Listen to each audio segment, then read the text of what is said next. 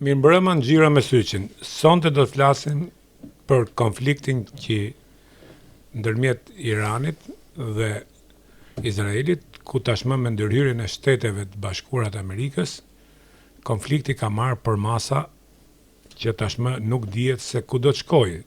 Do të jetë i rrezikshëm për rajonin. Sigurisht do të ketë ndikime edhe në ekonominë botërore, pasi këto kanë mbyllur ngushticën nga ku kalon 20% e gazit në lindje, dhe sigurisht do të ketë një inflacion në rritje si në Shtetet e Bashkuara dhe në Europë, ku tashmë jetojmë një krizë ekonomike, sidomos në Europë, por edhe në Shtetet e Bashkuara. Nga sot benzina është rritur, a është kjo luftë një luftë fetare apo një luftë për ndryshimet të reja gjeopolitike në botë? Këtë do ta diskutojmë sonte me Ben Ramkaj, kryetari i bashkëjetesës fetare në Elbasan. Zoti Ben, mirë se ke ardhur. Faleminderit, mirë se dieta. Beni, tashmë dihet që pas përfundimit të luftës dytë botërore, Perandoria Britanike psoi rënit të ndjeshme të ndikimit global. Dhe sigurisht u përqendrua në Iran për ku krijuan dhe kompaninë anglo-iraniane Oil, që sot është British Petroleum. A mendoni se kjo luftë bëhet për resurset që ka Irani, për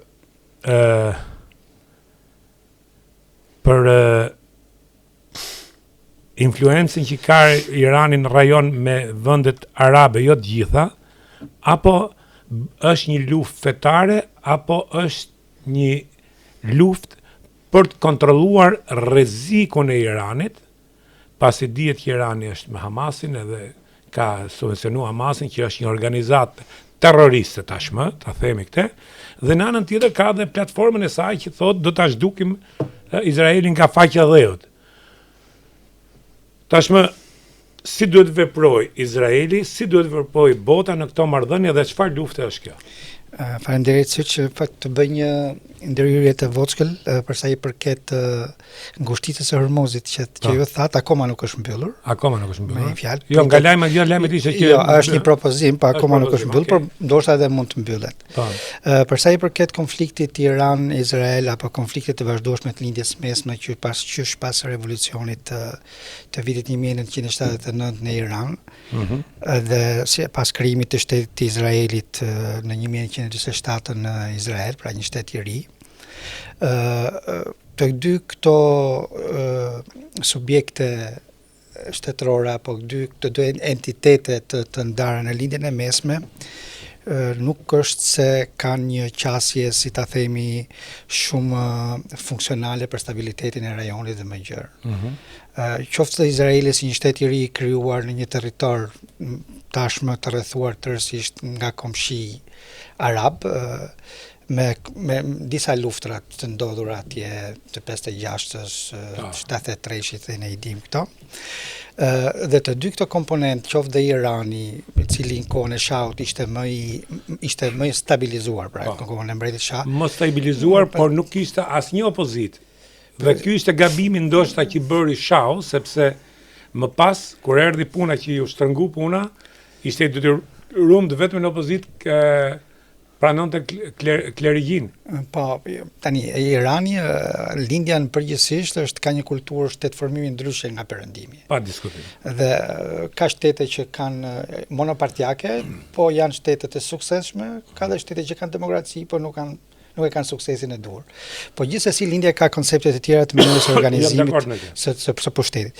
Flasim që për atë që tham si për konflikti, kush është shkaku i konfliktit? Patjetër që shkaku kryesor i konfliktit është ekonomia. Ne dim, me fjalë burimi kryesor është ja resurset.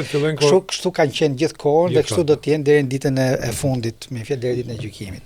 Njerëzit shkojnë mas paras, qoftë individ, qoftë shtete, kompani, grupe interesi, lobingje, dhe Irani është një shtet shumë i pasur në lindjen e mesme, ka rezerva të mëdha gazi dhe nafte uraniumi dhe ka një territor për 1.640.000, është një lloj kilometër katror. Kanadas është. Është shumë shtet i madh. Jo, mbas në rajon, mbas Mbretërisë Saudite është i dyti, se Arabia Saudite është me 2 milion metra katror. Kështu Izraeli është një shtet i vogël me 22.000 kilometra katror, po ka një ndihmës të madhe teknologjike nga SBA-ja, në fakt nga perëndimi, popull që punon, kanë një armatë, një ushtri të fortë, kanë një armatë luftarake të aviacionit, teknologji. Si po e shikojmë që është një teknologji e avancuar. Por të dy këto entitete kanë në përbërje kryesore të formimit të tyre religionit. Irani është me besimit islam, por i sektit shiit, pra një grupim i shiit, i cili është grupimi i dytë më i madh tradicional i besimit musliman, ndërsa Izraeli janë hebrej, pra, dhe hebrej me një besim shumë të vjetër relativ që dhe besimet e tjera abrahamike kanë një ndërlidhje me besimin e parë, cilën nga koha e babait ton Abrahamit, që thonë, apo nga Mojsiu, profeti i tyre i rëndësishëm. Dhe në përbërjen politike të dy këto shtete sot kanë kushtetuta të cilat akoma ndryshojnë nga bota moderne. Izraeli nuk ka një kushtetutë shkruar, ka ligje. Ndërsa Irani ka një kushtetutë ku barimi i religionit vjen nga burimi shiit i mendimit fetar. Pra, praktikisht Irani është një shtet teokratik, ndërsa Izraeli është një shtet me demokraci, po pa kushtetutë të qartë laike apo teokratike. Pra, është diçka ndërmjetme. Ky është për kuptimin im, pra të që është, besoj se edhe fakte shkencore këto tashmë.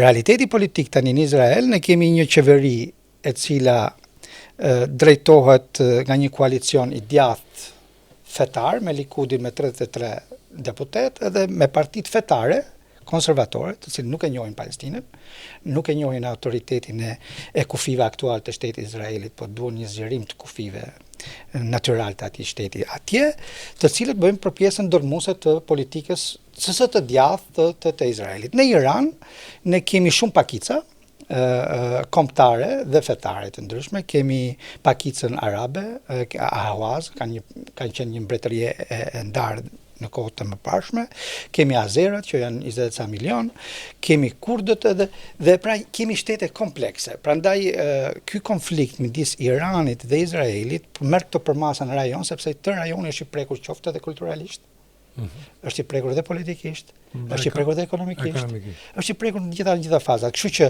religioni është i rëndësishëm, por nuk është elementi kryesor. Elementi kryesor i këtij konflikti është frika ndoshta legjitime e Izraelit, ndoshta jo për të tjerë, të cilët thonë që unë jam shtet i pajisur me armë bërthamore dhe çdo shtet tjetër që është i pajisur me armë bërthamore në lindjen e mesme përbën një rrezik permanent për perspektivën time të ekzistencës si shtet.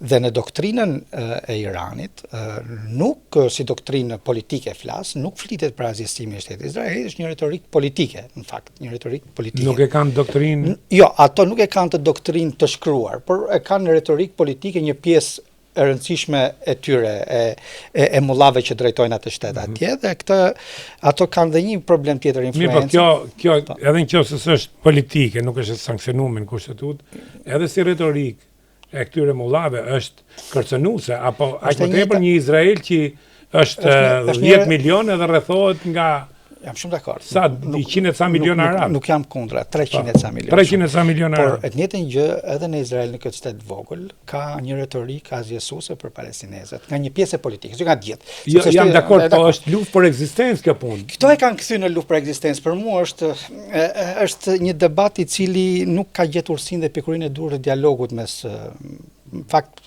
kam qenë jo mbështetës, se unë nuk jam faktor që të mbështes, po si një ide time personale, për kjo marrëveshje abrahamike, cilën e inicioi në vitin 2016-2017 midis shteteve, është një zgjedhje e mirë që këto shtete të bashkëjetojnë dhe të jetojnë, se në realitete të përbashkëta, në realitet duhet të jetojnë, të kenë disa ligje, disa koncepte, disa kushte.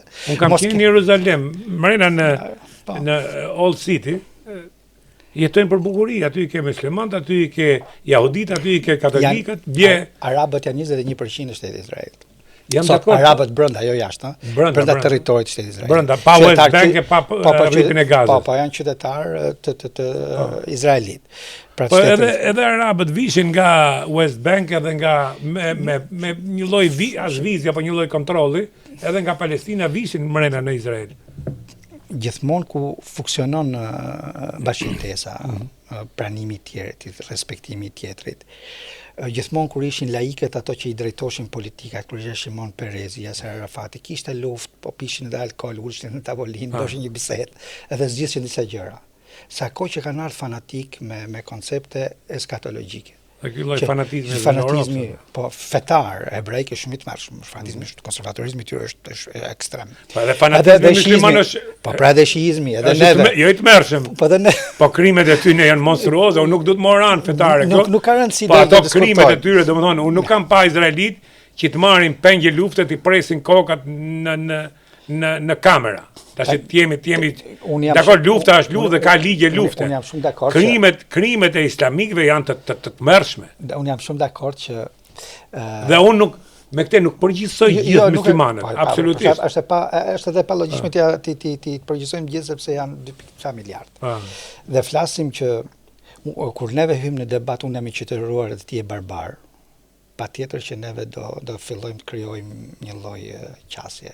Kur marrim anë që themi supremacia e një religioni me një religion tjetër, dhe pastaj e përdorim politikisht religionin për të godit të tjerët, prapë neve i bëjmë dëm shoqërisë, i bëjmë dëm vendit ku jetojmë. Plas që në kohën kur ishte Shimon Perezi edhe ishte Yasser Arafati kishte kontakt. Në kohën që erdhi lëvizje politike të cilët mendojnë azjesimin e Izraelit, siç pretendohet, megjithëse Hamasi si lëvizje ekstremiste, disa e quajnë rezistencë, disa e quajnë lëvizje terroriste, Bashkimi Evropian e konsideron lëvizje terroriste.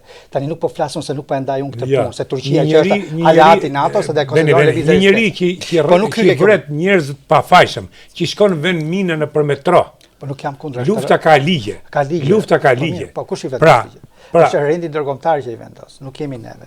Pra neve transmetojnë ato që thonë opinionet. Me i fjalë, nuk kishte terrorizëm të madh se Ahmed Shara në Siri. Sot është aleati i paqes, pra bota ndryshon.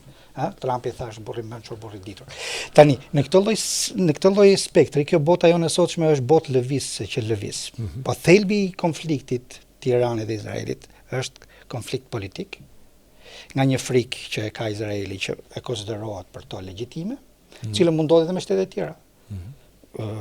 Tani Turqia po merret po krijon energji bërthamore. Nesër mund të krijojë armë bërthamore, sepse tani bota kështu është dinamika, atëherë do bëjmë luftë me Turqinë. Do bëjmë luftë me një mbretëri tjetër. Pra, ne duhet të gjejmë urat e dialogut. Dhe ato kanë arritur me një pikë tani, një pikë shumë të tmerrshme që nuk ka kthim mbrapa, mbas goditjes së centraleve bërthamore nga Amerika. E pam, jo i kam lënë kohë për negociata, jo 2 javë, jo do flasim, jo Bashkimi Evropian nuk e ka fuqinë për të negociuar të gjitha këto. Dhe më pas natën për gjithë natën në godit Irani e ka çuar urën e komunikimit midis 2 vendeve, edhe midis atij rajoni në një eksploziv tashmë që do të edhe sekretari i përgjithshëm i Kombeve Bashkuara, nuk është më rrezik rajonal, është rrezik për një luftë të madhe botërore. Është rrezik real, unë mendoj që është rrezik real. Është rrezik real. Mirë po. Jam dakord me ju. Por Irani i ka bërë llogarit se nëse ndodh një eskalim tjetër ose nëse merr hakmarrje, o nuk do të hyj këto kush ka drejt. Irani e imagjinon se çfarë mund bëhet me armatimin që ka Shtetet e Bashkuara me të Amerikës që e bëjnë hi fare? Nuk është Irani vetëm. Jo, po. Neve tani se po diskutojmë punën se Irani i bën llogarit apo jo. Jo, se duhet bëj dhe llogarit. Nuk e di se Saddam Hussein thoshte që unë i bëra llogarit edhe për 40 ditë ra pushteti. Mund bjerë edhe regjimin Iran edhe është e natyrshme se lufta i ka këto.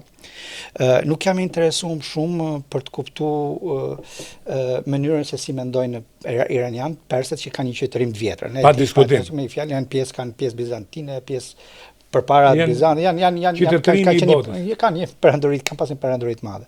Më shumë jam interesuar se si dhe mund vje keq se si ky konflikt nga luftat prishin gjurmët e këtyre. Se si ky konflikt vjen edhe i vendos aktorët në një pozitë vështirë. I kam vendosur shqiptarët në pozitë vështirë problemi Iran-Izrael.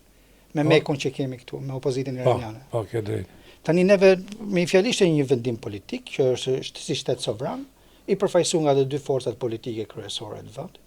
Por opinioni publik është, mendoj unë, është thot kush është arsyeja legjitime që një opozitë të vikit ke vendi jon. edhe pse duhet të hymë pjesë e këtij konflikti. Dhe ky konflikt nëse eskalon lufta neve na prek, apo na prek, ne jemi antar i NATO-s, po problemi qëndron që luftrat kur fillojnë në territoret të tilla, për masat të tilla ku superfuqitë goditen me njëra tjetrën, patjetër të aleat të vegjël që janë në këtë lloj koncepti marrin ato dhe ato rrisjet e tyre. Kështu që unë në të gjithë këtë logjik jam interesuar se si ky konflikt për realitetin e shtetit shqiptar, për shqiptarët në Kosovë dhe Shqipëri, si ato të kenë mundësinë që të krijojnë një model në politikën e jashtme më paqëdaqës, më paqëtues, më dialogues, të marrin krah se neve perëndimi patjetër, sepse aty është edhe krahun e kemi marrë me perëndimin me Shtetet e Bashkuara të Amerikës. Me Shtetet e Bashkuara në këtë rast perëndimi është i ndarë, nuk është një në këtë rast. Kemi një Itali që thotë NATO nuk na duhet, kemi Gjermani e cila thotë me Francën do të bashkëpunojmë me Rusin, kemi një Amerikë që bashkëpunon me Rusin kundra Kinës, pra është rrëmuj tani. E tha dhe Macroni, kemi një rënd të ri ndërkombëtar, nuk kemi më në rendin e vjetër. Po, dhe mund ndryshojnë gjithë hartat gjeopolitika. Kështu që duhet një thellim kjo gjë. Kjo më intereson mos qytetar shqiptar, po dhe si musliman shqiptar, që ne të jemi me njerëzit. Pse benim falë se the mu si musliman shqiptar, po pse katolikëve nuk i intereson kjo? Ortodokse nuk i intereson kjo? Me që unë jam një përfaqësues i... Po unë si shqiptar, mund thuhet fare lehtë, unë si shqiptar. Unë ta thash, unë si qytetar shqiptar thash dhe si praktikant i një besimi. Mirë, besimi është çështje individuale. Nuk e kisha... Se duket jam fal për... Nëse do të vinë dëgjuesit ky përjashton palën tjetër. Jo, se kisha fare aty. Jo, jam më kryevepër që kemi ne, që nuk kemi pas konflikte fetare ne. Kjo është, prandaj unë jam dhe drejtuesi i Qendrës Bashkëpunimit Ndërfetar. Pikërisht për këtë. Po them që ne si qytetar shqiptar, po dhe besimtar të besimeve të ndryshme, ne duhet gjithmonë të nxisim dhe të lobojmë ke institucionet tona, ke vendi ynë, që gjithmonë të jenë në atë që është kultura e paqes, kultura e dialogut. Timi vende nuk po them neutrale, po vende paqëdashse, paqëtuese, që mos hyjmë në konflikte të kota. Për shembull, në me konfliktin e Gazas. Pra Shqipëria, me një fjalë ndryshe nga rajoni, për sa i përket realitetit Irani, Izraeli është tërësisht edhe Kosova tërësisht në mbështetje të Izraelit. Rajoni nuk ka këtë lloj qëndrimi. Malezia është abstenues, nuk flet fare, Maqedonia e Veriut flet në gjuhë, Serbia është neutrale. Dakord, unë jam shumë dakord që në një marrëdhënie ndërkombëtare, neve Iranin e kemi një shtet kundërshtar, nuk po them që është shtet armik, sepse nuk kemi marrëdhënie diplomatike. E kishim dhe i hoqëm. Kishim dhe i hoqëm, por është një rajon i tërë, i cili tashmë është me Iranin. Nuk po them që Shqipëria do jetë me Iranin, Shqipëria është me Sheban. E ke fjalën një rajon për Ballkanin. Në Ballkan dhe më gjerë, me një fjalë, që e drejta ndërkombëtare është shkelur, që luftën e filloi Izraeli etj. Për sa unë nuk jam politolog, por në këtë lloj koncepti unë mendoj që duhet ketë pak qartësi ke logjika e qasë. Sepse kur do të krijosh një opinion politik dhe publik, shteta krijoj, duhet shkojë në linjën e mendimit të qytetarëve të tij. Pra nuk mund të jesh shkëputur. Pra duhet të jetë linja e tillë, cilat i vjen dobi që ka kauza shqiptare dhe qasë shtetit shqiptar, shtetit Kosovës. Kjo është mendimi. Bene, jam dakord me këtë që thënë, por në anën tjetër, qëndrimet politike të shtetit shqiptar, unë mendoj që duhet jenë të qarta dhe duhet krijojmë aleanca, sepse ajo çka vuajmë ne sot si kom dhe si popull është sepse ne nuk kemi pas aleanca të qëndrueshme. Pra, ne kemi aleanca si mas momenteve në bazë të lëvizjeve momentale dhe interesave që kanë qenë ideologjike, jo kombëtare. Për shembull, ne patëm aleancë me Rusin, me atë për kaq vjet dhe ja ku përfundum. Tash unë mendoj, në këtë situatë që jemi, përderisa ne shkojmë në Europë, ndërtojmë një shtet evropian, aleancat me këto do të kesh, edhe me Shtetet e Bashkuara të Amerikës. Pra, se kur vi puna në një konflikt, funit, për shembull Serbia ka marrë gjithmonë aleancat me Rusin. Jam dakord. Aty e shohin interesin, aty e shohin shtetet dhe aty kërcënojnë. Tash bilet bëni një kërcënim prapë që un kam ushtri tha. Jam shumë dakord me atë që thu. Jam shumë dakord edhe patjetër që se ne jemi shtet i pafuqishëm ushtarakisht, që të flasim drejtën, shtet i pafuqishëm ekonomikisht akoma. Pra e vetmja mënyrë që ne të jetojmë në një ombrellë mbrojtëse mendoj unë, duke pas parasysh të rrethimin e fqinjve tanë që jo pa qëllim thatë ju janë me Iranin, unë mendoj që ne duhet bëhemi me një ombrellë të fortë. Ombrella forte jona në këtë moment Europa dhe Shtetet e Bashkuara të Amerikës. Dhe duhet krijojmë një aleancë qëndrueshme. Patjetër, Europa është Se për çfarë do Europa thuaj Shtetet e Bashkuara? Se kemi mineralet, kemi pasuritë toksore, çfarë kemi? Jam të shumë dakord. Vetëm pozicioni geopolitik. Që t'jemi qartë. Për sa i përket për shembull për sulmet në SBA që bëri SBA-t mirë të njanshme pa miratimin e Kongresit. Presidenti Clinton nuk është e lishme. Presidenti ja sa burgë. Unë nuk e di, nuk jam. Ja, nuk është e lishme. Unë po trajtoj. Duhet pyesë Kongresin, duhet njoftoj kombin amerikan për bërë një sulm. Por ja se ti je qytetar amerikan, edhe e di këtë. Bill Clinton, presidenti Clinton, një figurë e respektueshme dhe më dashamirëse e establishmentit të SBA-s për çështjen shqiptare, tha që kjo është një çështje e gabuar. Dhe ndërkohë kjo e bën që ai zotëria po shumë po unë ta shkurtoj se e kam pa edhe Teddy Cruz me Ted Carlton e gjithë Jo, edhe këto hardcore të Partisë Republikane. Edhe me bushe me qene me gjithë. Pra, të gjithë këto kanë rënë dakord që kjo është një vendim i gabuar, në një moment të gabuar. Për këtë arsye që ne i përmendëm. Tani kjo nuk e prish marrëdhënien e Shqipërisë dhe Shtetet e Bashkuara të Amerikës. Përkundrazi, kjo e pasqyron tablon që politika jonë të jetë e tillë që të ketë qartësim, sepse neve po shikojmë që edhe dinamika me SBA-s nuk është si para 10 vjetësh. Nuk kemi një SBA siç e kemi pas dikur. Dhe ndërkohë, për sa i përket Bashkimit Evropian, ka një qasje shumë më liberale se sa Shqipëria në raport me Iranin. Dhe unë nuk kam asnjë problem se Shqipëria mban këtë qendrim me Iranin fare. Le ta mbaj Shqipëria këtë qendrim me Iranin. Por unë them që në politikën e jashtme, ti duhet shkosh me Bashkimin Evropian. Dhe nuk duhet marrësh thjesht se ti nuk je fuqi rajonale, fuqi botërore që dalësh ti i pari nga 176 shtete që e Kombet e Bashkuara, ti jesh me 13 shtetet që votojnë për një kaos dhe 149 tjerë të votojnë kundra, se bërë qesharak në këtë lloj koncepti logjik, kam drejt besoj. Pra, unë për këtë shqetësohem, unë nuk shqetësohem fare për këtë lloj qëndrimi që dihet që është qëndrim perëndimor, i cili duhet të thellohet dhe perëndimi tashmë nuk është një, ka shumë perëndime, por ne jemi në Bashkimin Evropian, jemi në këtë territor, kemi këtë aleancë, kemi vujt ato aleancat e kaluara, jemi mirënjohës SBA-s për Kosovën, është merita tërësisht e SBA-s më pas e NATO-s për Kosovën edhe pavarësisht tonë të hershme dhe ato që i harrojnë këto gjëra, ato janë njerëz të cilët nuk e kanë njohjen e marrëdhënieve ndërkombëtare, shkencave politike, po edhe çështjen e besimit, ato kanë probleme me qasje kryesore thelbësore për ato që i përkesin interesave të kombit shqiptar në këtë aspekt. Pra, ajo ideja është që se shikojmë në rrjetet sociale shumë komente nga shumë fetar që dashje pa dashje ngatarrojnë ndjesitë njerëzore, çështjet emocionale, qëndrimi njerëzor, se njeriu do rri me njeriu kur shef gra dhe fëmijë që vriten nga qielli. Nuk ka njeri të thjesht i cili thotë që kanë koshkë. Nuk ka, edhe kur ato kokat që prejnë nga ato barbare që theti, nuk ka njeri normal me dy pare kokë në sy, edhe të thotë që këto janë. Unë jam edhe për atë gjendje që shoh në rripin e Gazës, është allatarshme, tash janë fëmijë, njerëz zotit. Nuk e themi ne thot Kombet e Bashkuara, nuk e themi ne thot institucione, thot Bashkimi Evropian. Ato 55.000 fëmijë gra që janë vrarë, punë duhet marrë fund. Nuk kemi ne fuqi, po ne kemi fuqinë e fjalës. Unë kam fuqi ta them fjalën e vërtetë. Aty ku duhet ta them me shpirt dhe me zemër, ashtu si e besoj unë. Po jo në kurriz vendit tim, jo në kurriz njerëzve të mi, jo në kurriz të interesave kombëtare, jo në kurriz popullit tim, por në shërbim popullit tim. Dhe në shërbim të çdo njeriu kudo që është. Se ne po flasim faktikisht për Gazën, po për Sudanin e Jugut, po për Yemenin, po për Ukrainën që është hequr, po për shumë vende të tjera, u harru. Pra ne njeriu nuk duhet të jetë emocional, po duhet kemi një politikë të jashtme racionale, mendoj unë, ndërtojmë në bazë një arsye dhe aq sa është pozita jonë gjeografike dhe politike e situatës. Unë nuk jam ndjekës shumë i mirë, po jam ndjekës i situatave ndërkombëtare. Beni, me që e solle këtu, mendon se ky konflikt dhe agrivimi që u bë që mas ngjarjes tetorit 7 tetorit. Mendon se 7 tetori ishte shkaku apo u gjet shkaku për 7 tetorin? Unë mendoj se u gjet shkaku. U gjet shkaku.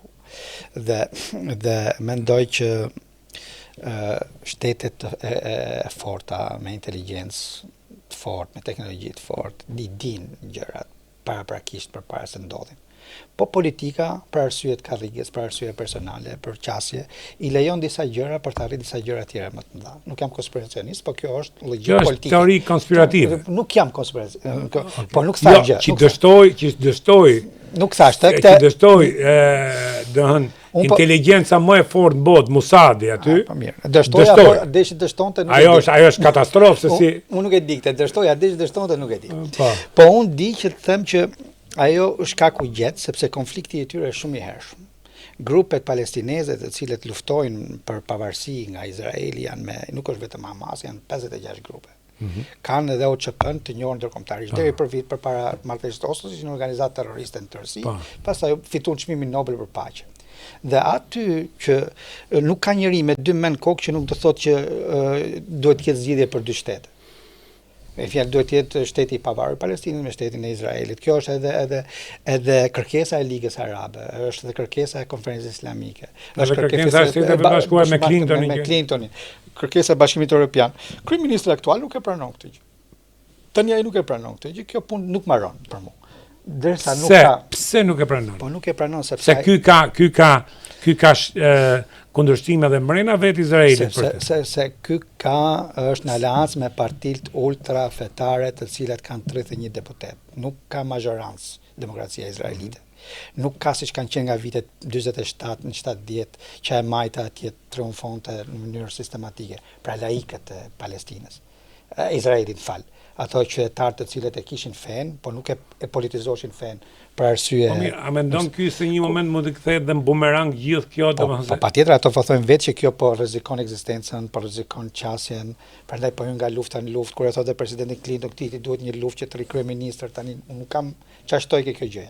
Unë di të them që fatkeqësi shumë e madhe që në ato zona atje të bekuar ku është 2/3 e pasurisë botës, ku ato vende mund të krijojnë paqe të përgjithshme për të gjithë qytetarët e tyre, me fjalë të krijojnë vit pas viti, dekad pas dekade konflikte të pafundme.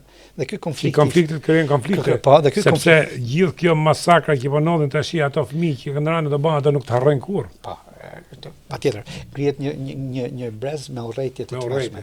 Dhe jo vetëm nga një palë, nga të dy palët. Dhe kur i kanë pyet disa miqtë e mi, disa intelektualë dhe profesorë, si ka mundësi që janë kaq brutal të dhunshëm. Për të dy palët që luftojnë. Sepse janë rritur me logjikën e dhunës. Tash të rrim këta kanë drejtën e shtetit tyre, por këta janë brutal, domethënë. Unë nuk kam pa Izrael që të marrë njeriu dhe të theri kokën para kamerës tash. Kjo ka ndodhur me ISIS-in, gjatë. Kjo ka ndodhur me ISIS-in. Po me ISIS-in e me Hamasin. Që unë thash që i them se më pyetën një herë 2016 çfarë është ISIS-i, thash do ikim brenda një nate.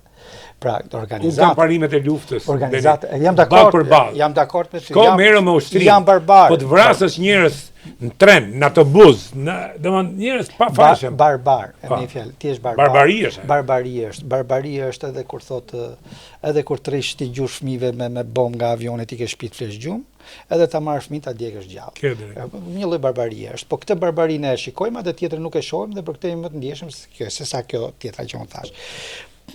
Flas që kultivimi i mllefit, i dhunës, i urrëties, i përjashtimit të tjetrit, i marrjes të tokës me dhunë, përzënia, vendosja e kolonëve, nga ana tjetër mospranimi i një fakti të kryer një shteti i cili është aty, i një populli i cili fund fare është popull që ka drejt jetojë dhe izraelitët, patjetër që kanë shtetin e vet. Të gjitha këto krijojnë këtë lloj farset që mendoshim ne që bota moderne ka kaluar. Në fakt modernizimi dhe postmodernizimi ka bërë botën më barbare se bota klasike tradicionale. Jam dakord me këtë, ka kthy jo vetëm aty ku janë konfliktet, po edhe në shtetet ku tashmë janë marrë si model perëndimi është ka kalu jeta njeriu në një.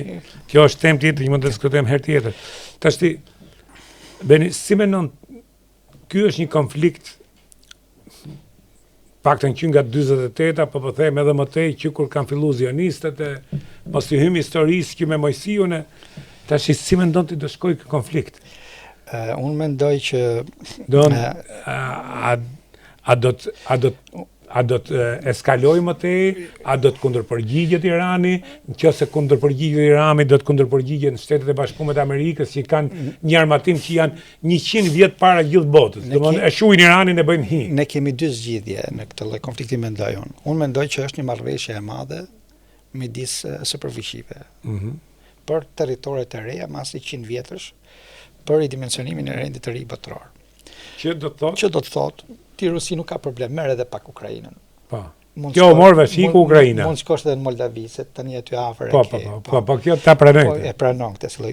Ti i ndihmë Pakistanin, keni probleme me këtë territor, do t'i zgjidhni ju ato. Ti Kina me Tajvanin, Ky është mendimi im. Po.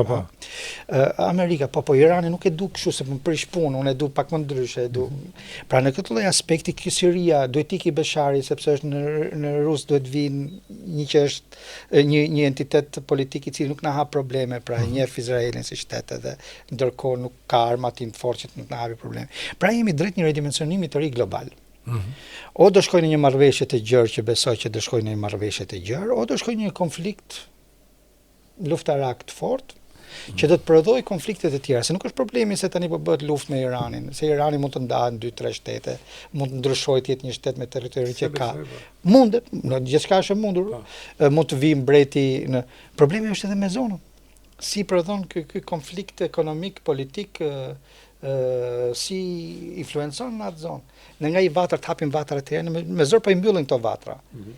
Sa unë zgjas pak vatra komshiu jonë në Serbia, tha jo, thash, po ndryshon rendin ndërkombëtar dhe Kosova. Pra përherë dalin pa. Kështu që mendoj që zgjidhja e kësaj gjë është vetëm ura e dialogut, vetëm ulja në tavolinë, këtë e thonë të gjithë institucionet ndërkombëtare.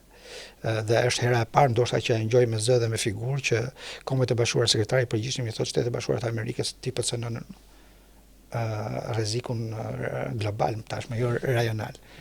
Nuk ka pasi mendu përpara që mund të, sepse kanë qenë gjithmonë promovues të drejtave të njeriut, të demokracisë, të zhvillimit, të dinjitetit, drejtën e vetëvendosjes, edhe element tjerë që ne i dimë kjo qasje ndërkombëtare që kemi. Kështu që dialogu është vetëm rrugë zgjidhje, ose përndryshe do jemi në një konflikt shumë më të gjerë. Me pasoja shumë më të mëdha për të gjithë. Për gjithë botën. Për gjithë botën, po kështu mendoj.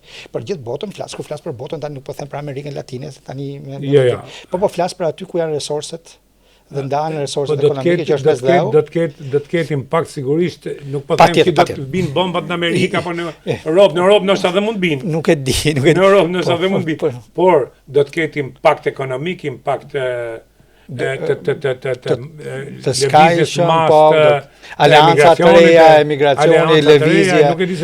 Po do ketë probleme, siç kanë ndodhur luftë në dytë botërore.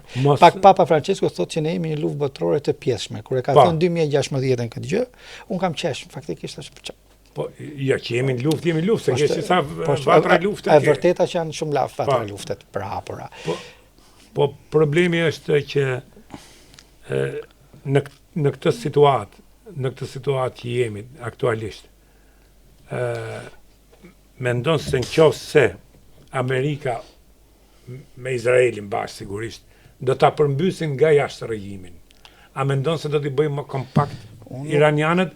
Unë mendoj që përmbysja nga brenda do të ishte më e mirë sepse do të çlironte energji dhe do të ulte tensionet. Unë nuk mendoj që Amerika do të vazhdojë gjatë me Izraelin. Nuk mendoj unë, është mendimi personal. Aleancën me Izraelin? Ja, nuk e vazhdon gjatë për marrëdhënien e luftës me Iranin.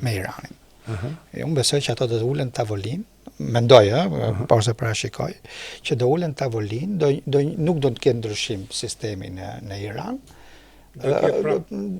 Rreziku permanent i cili ishin centralet bërthamore tashme nuk është më për shërbande, dhe do të vazhdojnë atë luftën e macës me miun edhe ndoshta edhe zhbllokimin e embargos. Nuk flitet më për demokraci, ti kish jetë viu. Nuk është ky. Jo, demokracia nuk ose nuk flitet më për zgjedhje atje për të rrezuar sistemin. Demokracia nuk importohet. Po, nuk. Këtë tregoi Iraku, Afganistani, edhe ne po deshe po morim shembull, nuk jemi akoma një demokraci që jemi në mes Europës edhe kemi një ndoshta presioni i vendeve së lindjes së mesme, të cilët i thojnë shebas stop se këtu na prishet ekonomia, pra nëse do mbyllet ajo ngushtica e Hormuzit, më të dëmtuarat janë Emiratet e Bashkuara Arabe, Arabia Saudite, se nuk eksportojnë dot. Nuk eksportojnë dot. Ato shkatarohen ekonomikisht. Kina 45% Kina do hyn luftë, ti të pllokor 45% të naftës time do thotë që neve shkataron Kina. Kështu që ka element shumë të fortë. Që sot ka karta shumë dorë Irani. Ne mos harrojmë forcimin e Kinës në anën tjetër. Po patjetër, Kina ka fut investime në mëdha dhe po nuk bën luftë. Pakistan, Iran. Ke pa Kina të bëj luftë ku? Nuk bën luftë, Kështu që po një gjë, si ka mundësi ky Iran, po edhe Afganistani, vendin që në kohën e Shahut, Irani, ose Afganistani vitet 60, kishin ato qytetrimin e kanë xhenem.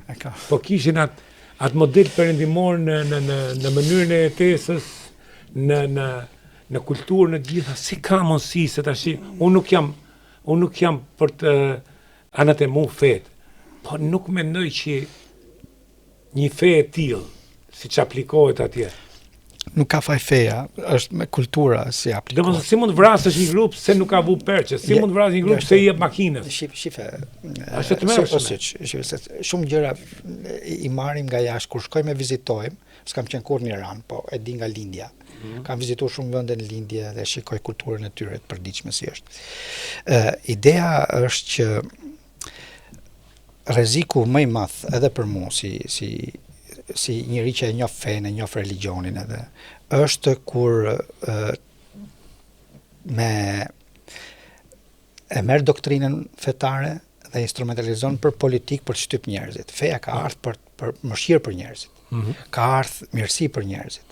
Për shembull Kurani thotë puna e parë që citati verseti i parë i shehit i Kuranit thotë falënderimi i takon Zotit krijuesit të gjithë botrave, mëshiruesit, mëshirbërësit. Pra e mëshirë, jo vetëm për njerëzit, mëshirë për gjithë dhe një doktrinë e cila në vetvete ka mëshirën, ka respektin, ka mirësinë për tjetrin, përvojtën e dinjitetit tjetër. Nuk e prodhon dot konfliktin. Atëherë si vjen të konflikti? Ma thotë mos i vjen të konflikti. Thash. Po si ka mundësi ky lloj religioni tjetër? Në obskurantist kaq. Në mesjet për shembull, agresiv kaq. Në mesjet kur kisha instrumentalizoi politikën, pushtetin, ka krime monstruoze, ka krime në Spanjë, ka kërku falje, inkuzicioni, miliona drame. Kush ishte dogma për pushtet.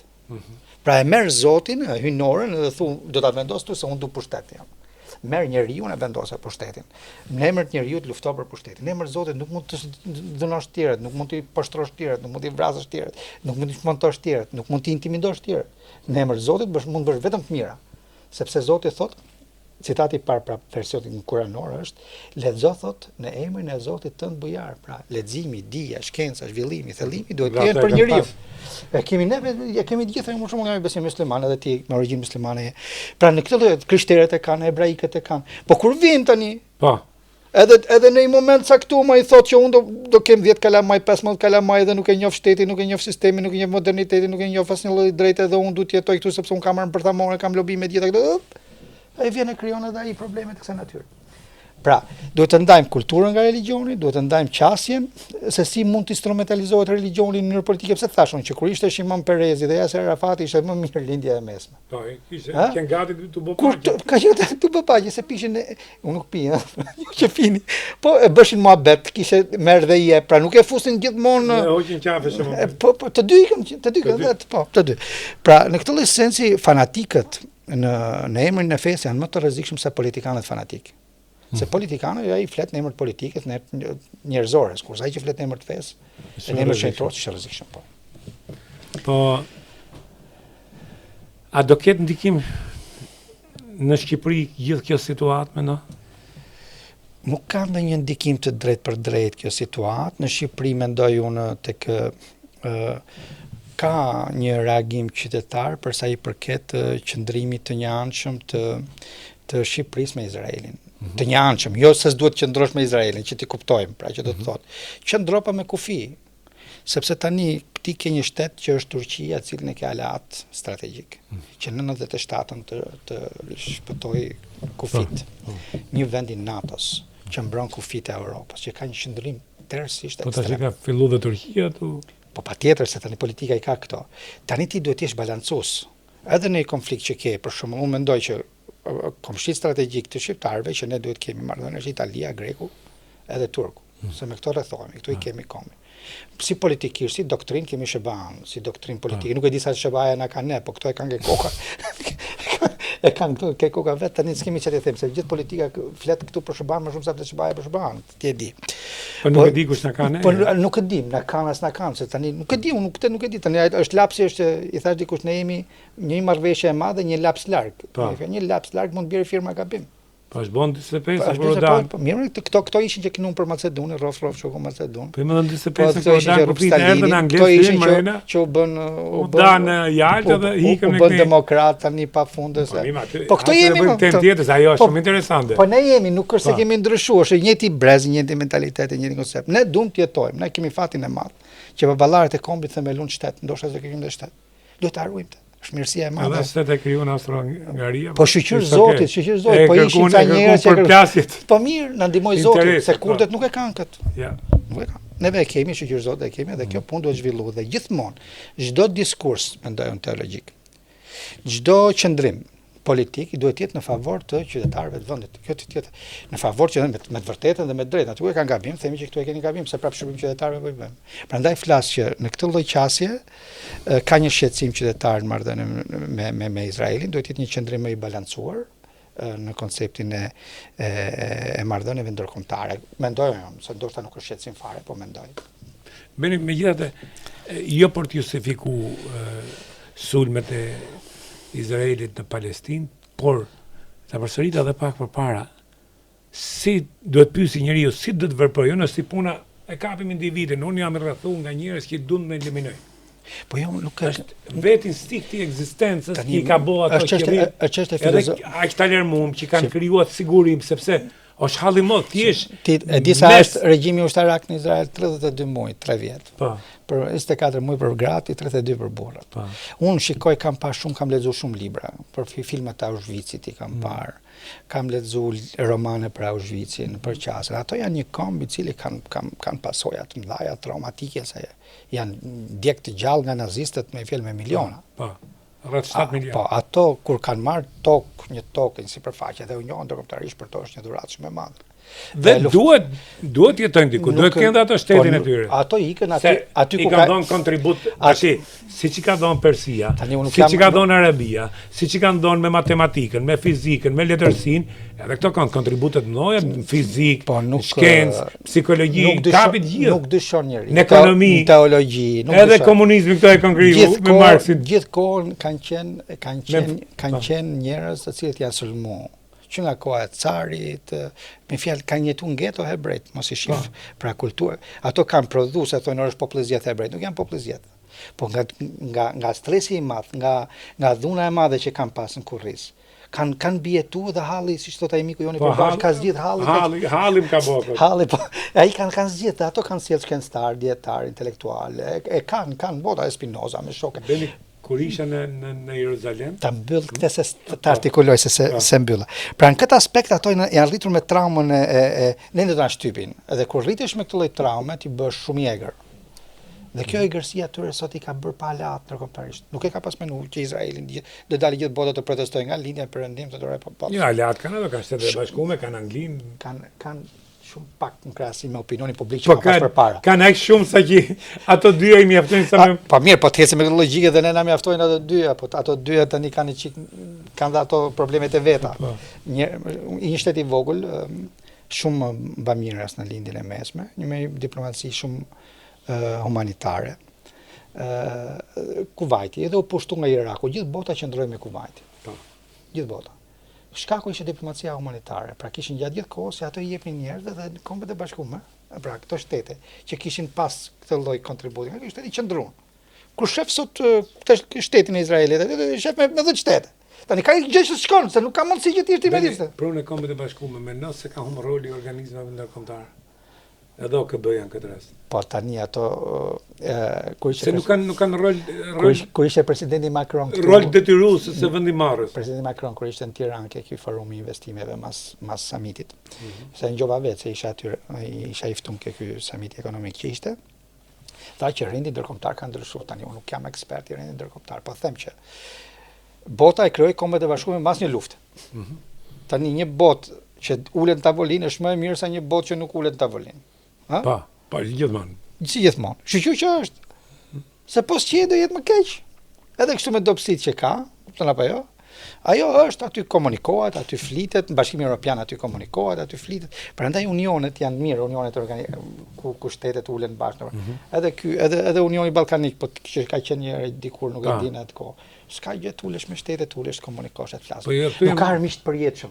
Ja. Armiku i përjetshëm është imagjinar, është ke koka jote. Jo, po, gjithë njerëzit kanë drejtë të jetojnë. Edhe marrëdhëniet me fqinjët tanë. Ore, as serbët nuk do shkojnë kun, as ne nuk do shkojnë. Këtu do jemi këtu. Këtu do jemi, këtu kanë qenë, këtu do jemi.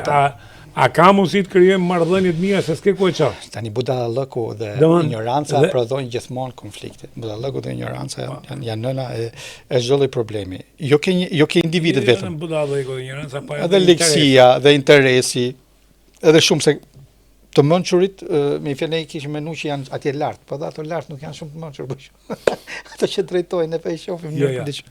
Po. Jo, po ka interesa që sa zona duhen marrë konflikte për tani kjo është, thot Kurani, thot edhe kështu Zoti ja sjell, thot ditët juve, thot rrotullohen rreth jush. I herë ti je mirë, i herë unë jam keq, i herë tjetri është i fortë, pastaj bëhet i dobët.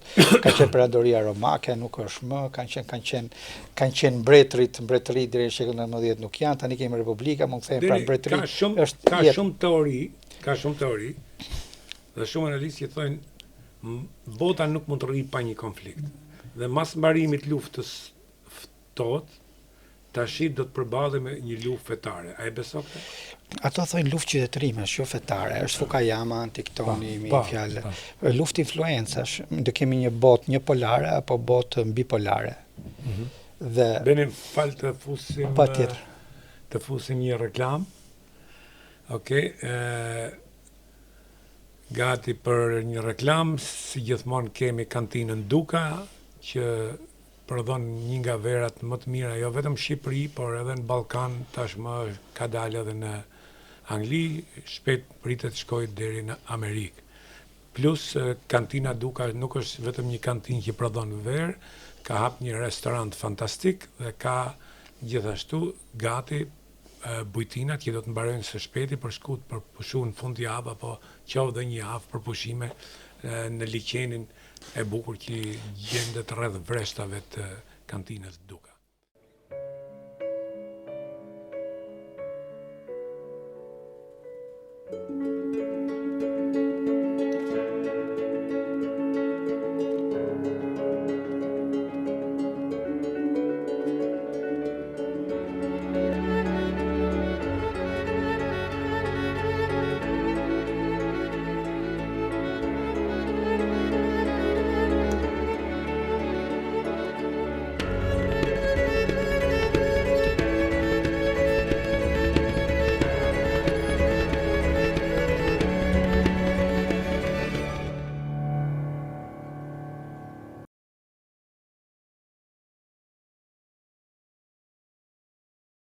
Pra, përplasja e qytetërimeve është tani teori në tavolinë e parashikuar nga politologët më të mirë perëndimor, por edhe lindorësat, ato kanë mendje të ndritura. Patjetër.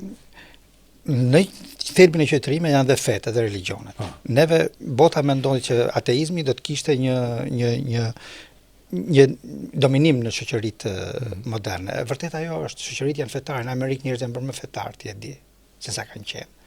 Është nga qyteti mbi kodër, amerikanët janë shumë fetar. 89% e amerikanëve kanë lexuar një studim besojnë botën tjetër. Shqiptarët e kanë shumë vështirë besojnë botën tjetër.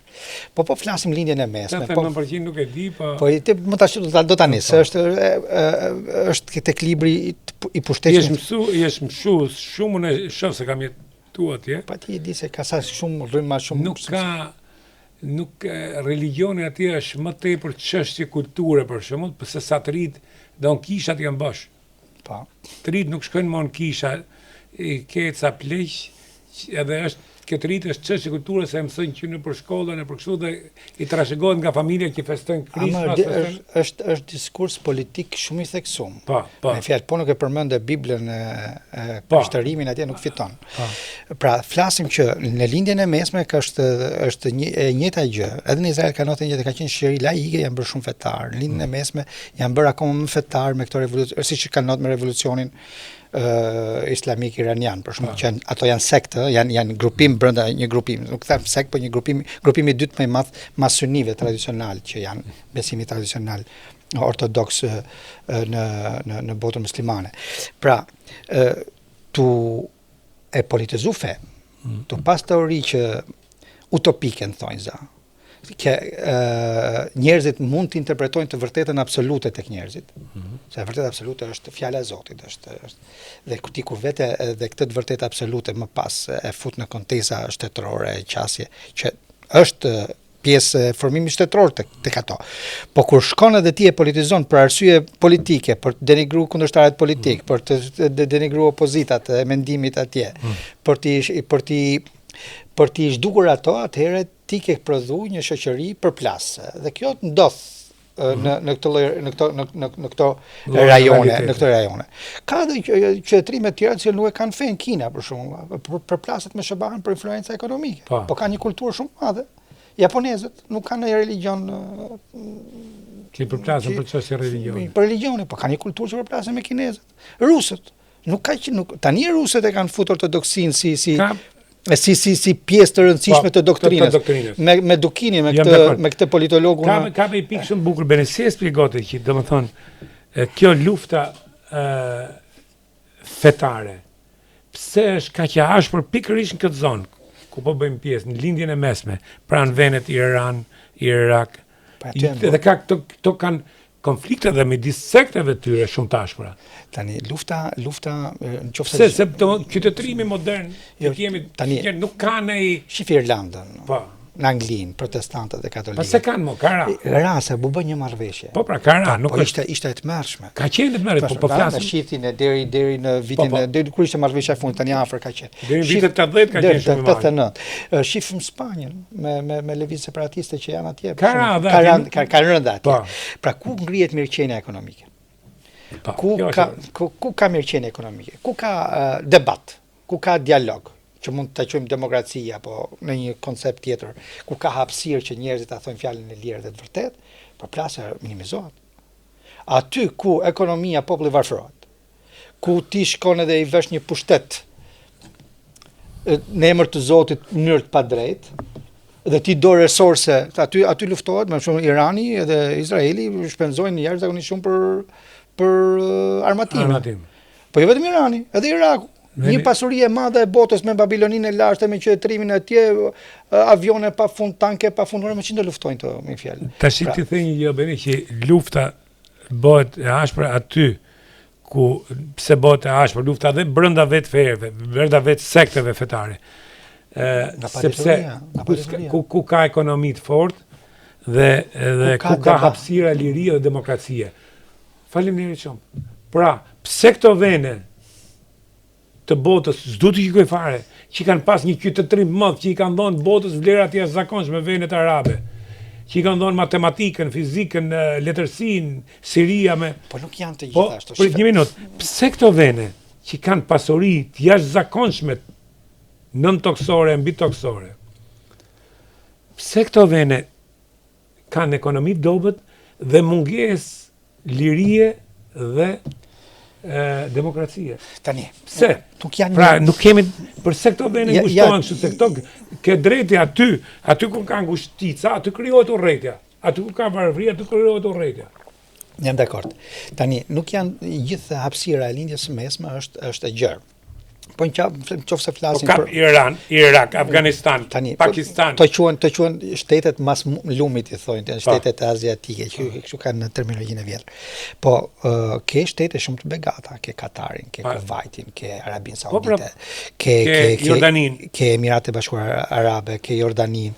Pra janë vende me stabilitet edhe vende që kanë demokraci nuk kanë. Tani ato kanë autokratike. Ato kanë një botë kuptim që ekonomia ka prodhuar stabilitet. Po, e vërtet. Kjo kanë prodhuar stabilitet.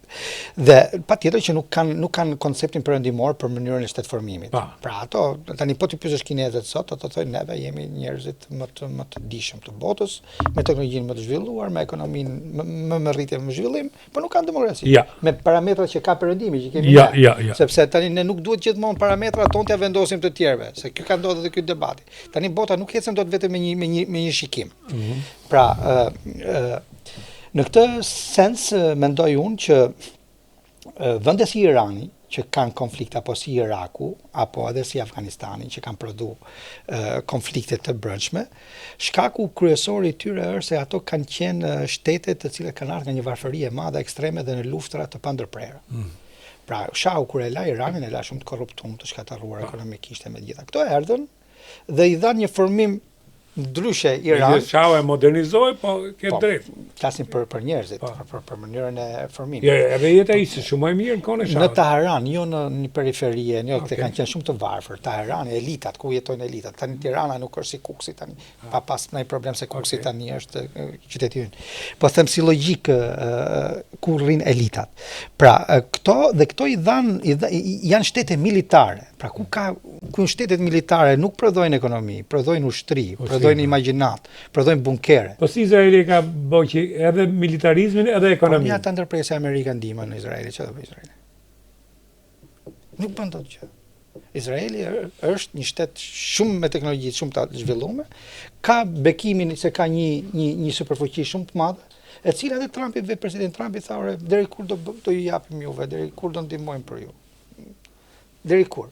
Pra, ideja që ndron që ti je vet, pra një shtet duhet jetë vet, është Singapore që filloi nga hiçi, që s'ka asgjë, që ka një ekonomi të jashtëzakonshme botërore, korrupsioni nivelet më të ulta, zero, edhe s'ka asnjë lloj superfuqie që të rrikë koka. Zvicra është shtet. Zvicra është shtet. Tani nuk themi tani shtet tani, edhe Shqipëria është shtet, po jemi shtet. Po duhet bësh shtet si Singapori, si Zvicra, si Liechtensteini, si këto vende të cilat ti prodhosh fuqi dhe respekt ndërkombëtar në bazë punës dhe veprimit të. Bazë punës dhe mirëqenies edhe lirisë. Shtetet militare nuk kanë perspektivë. Megjithatë, si doktrinë, megjithatë, edhe shtete pa ushtri si Shqipëria nuk shkon. Me fjalë, edhe Amerika është militare? Po, edhe Rusia. Po, në Amerika demokraci të hershme. Ka të drejta të hershme, ka debat të hershëm. Çukur e kanë themelu ato. Demokracia është exercise, duhet çdo ditë punosh. Po punohet, si themi në bashkëtesa është çështje e përditshme, ti duhet flasësh me komunitetet fetare në mënyrë të përditshme. Si puna jote që shkoi bashkohet gjithë. Jo, unë bashkohem me ato, munduam të bashkohem, po na herë edhe keq kuptohem sepse njerëzit tani nuk na ka krijuar Zoti ndryshëm. Unë munduam mendoj që i shërbej më mirë religionit në këtë lloj fore, besimi që besoj pa të vendet që jetoj. Bene, për të ardhur me që je për religion, pyetja e fundit. Në Shqipëni, kohët e fundit, a shef problem të një acarimi fetar, ndërdikimi fetar? E mbulojmë neve kur themi që s'kemi pas kur probleme, apo e kemi... Është e natyrshme, mendoj unë që do ketë tek tuk budalluqe edhe në konceptin e religionit. Po i them budalli që mos them një term tjetër, për faktin sepse kemi qenë një popull i shtyp në konceptin e besimit. Ne kemi qenë shtyp tërësisht. Për shembull, unë në 85-ën mbaj mend ke familja ime bën byrek, edhe ishte dita e Nevruzit, Sultan Nevruzit, edhe vendosën lekun. Lekun, po. Tani e vendosën lekun aty edhe unë ke klasa, ke shkolla aty, vjen drejtoresha, nuk veja përmend emrin, se tani është një zonjë me pushtet politik të fortë, edhe thot kush prej jush ka gjet lekun sot, edhe ngrita dorën unë i shkreti, se unë isha më naivi aty, edhe morën gjithë familjen në pyetje. Pse kishim vendosur një lek në byrek? Po, asi. Po ajo ishte sistemi, ishte logjika, pra kemi qenë të shtypur.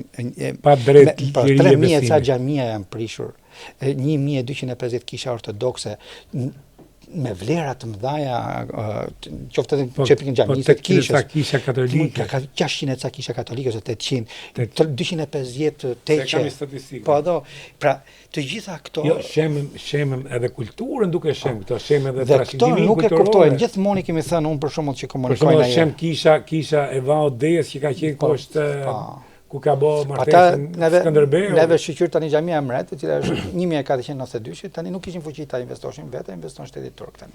Ajo është monument kulture e parë. Në Elbasan, vitin 1492 Sultan Beyazidit. Në Elbasan se kemi pa do të çoj ditë kur vishte të çojë. Është nga më të vjetra në Republikë. Ku kishe? Xhamiun Kala brenda. Brenda po. Pra 1492. Tani kur vjen shteti edhe thotë komuniteti fetare, unë në këto 20 vite do të jap nga $1.040.000 në vit buxhet. Kur këto janë vetëm në rritje, në zhvillim, Siç është Shqipëria në zhvillim tërësia, se nuk është vetëm religioni. Ai do të marrin parasysh mbështetjen universitetet, mbështetjen shkollat, kapacitetet fetare, një lloj politike e përgjithshme, mos ndërhyjnë kurrë ke puna e religionit, religioni kurrë mos ndërhyj tek politikbërja ose ke konceptet e vjetë të përgjithshmeve që neve kemi rënë dakord, bashkëtojmë me njëri tjetrin këtë vend. Dhe ti e shikon religionin si periferik, si qasje që të parancishëm, po ta njerëz që vinë rriten e zhvillon, kështu që duhet të ketë një vëmendje më të madhe për sa i përket mënyrës se si pra feja nuk është dekor. Hajde tani na marrim 4 vjet, shumë mirë ato që vajtën në Paris, shkum atje, na duart trokitën, nuk kthem, më pas nuk kishim askush. Nuk është kjo logjika. Feja sot është fakt. Në kishat, në xhamiat e Shqipërisë, predikimet janë plot, ti e ke pa. Çdo xhami të Shqipërisë që kemi ne, dita e premte është pothuajse e mbushur nëpër qytet.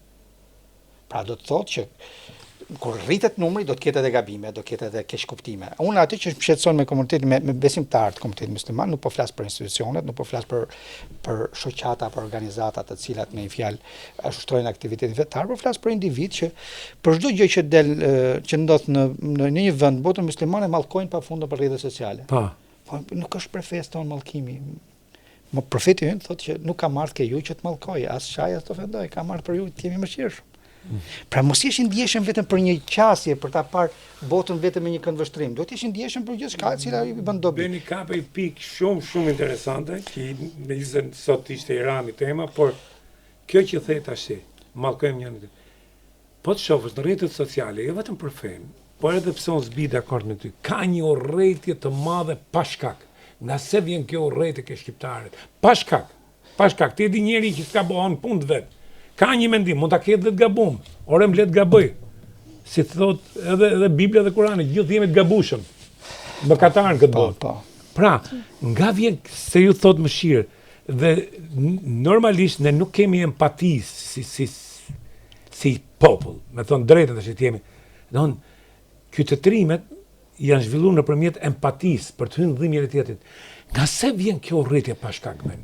Jo vetëm fetare, por edhe politike. Ti je me Berishën, unë jam me Ramën, ti je me Ramën, unë me Berishën, të urrej, ty nuk legjo pasha me non, me babë, me familje, nuk legjo pa thonë faqet dheut, kur është e drejta jote. Tani, teoria e komunizmit... Dhe, më falë, po jemi rreshtu ke vene që ka urrëtien më të madhe në rrjetet sociale.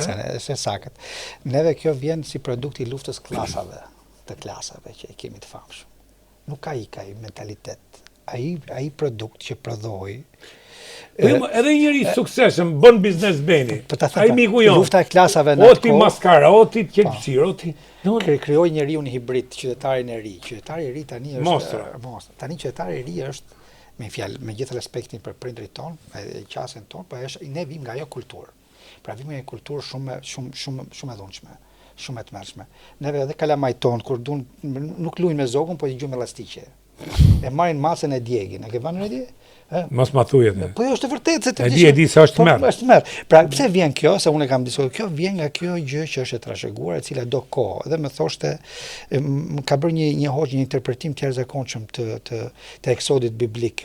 Pse Mojsiu thoshte u ndërshkua që populli i tyre të shkojë 40 vjet në përshkretje të tjera. Sa ai ja hapi Zoti detin me shkop edhe me fjalë rrezoi perandorin më të madhe të kohës atë. Kurse për të vajtë në një vend shumë të vogël humbi 40 vjet. Sepse brezi që ishte rritur në këtë 40 vite ishte brez parazit. Brez i cili donte nuk kishte frikë për gjithçka. Brez i cili ishte dhënu, brez i cili nuk fliste asnjë fjalë, nuk përplaset për asgjë që është e vërtetë. Shifte vetëm interesin e ngushtë familjes. Dhe duhet tikte ky brez se të vinte i brez i cili të hynte në natyrë. Dhe neve duam kohën tonë që të jemi të natyrshëm. Prandaj ne shkojmë. I kaluam 30 edhe 10 vjet. Benis, shumë faleminderit. Faleminderit shumë dhe sigurisht do të vish edhe herë tjera për diskutuar tema jo vetëm për punë e fesë, por edhe për çështje sociale që sigurisht feja ka rolin e vet.